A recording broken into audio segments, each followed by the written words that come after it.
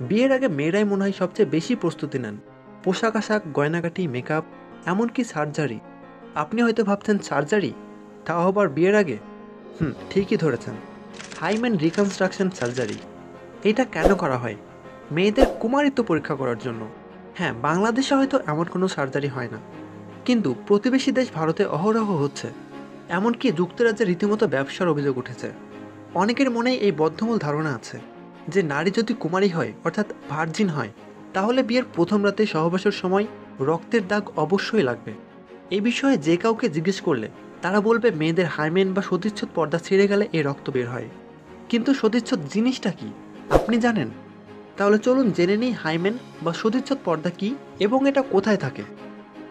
বাস্তবে হাইমেন সারাজীবন আপনার সঙ্গেই থাকে, অর্থাৎ মেয়েরা সারাজীবন কখনোই তাদের হাইমেন হারায় না।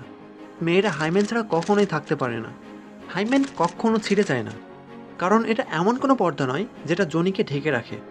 যদি হাইমেন পুরোপুরি বন্ধ হতো, তাহলে প্রতি মাসে মাসিক বা পিরিয়ড কিভাবে হতো? সতীচ্ছদ এইখানে থাকে, যোনি যেখানে শুরু হয় ঠিক সেইখানে। এটি একটা কোষের দ্বারা তৈরি, যেটা ব্যান্ডের মতো, কিন্তু ভিন্ন ভিন্ন হতে পারে। হ্যাঁ, এইটা ঠিক যে কোনো কোনো নারীর ক্ষেত্রে এটা বন্ধ হতে পারে। সেজন্য ডাক্তারের কাছে গিয়ে ছোট্ট একটা অপারেশন করতে হয়, যাতে মাসিক হতে কোনো সমস্যা না হয়।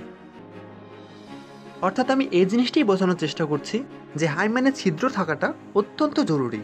কিন্তু আমরা যে শুনেছিলাম প্রথমবার সহবাসে মেয়েদের হাইম্যানের পর্দা ছিঁড়ে যায়, বাস্তবিক অর্থে এটা একেবারেই অসম্ভব।